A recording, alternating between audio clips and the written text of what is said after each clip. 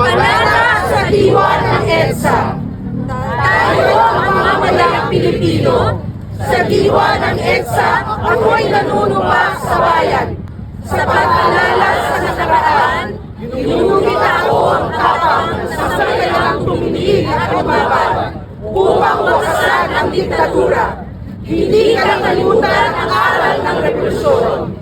At hindi hahayaang manahig muli ang kadiliman. Sa pagkilos sa kasalukuyan, sama-sama natin natutuparin ang pangako ng EDSA.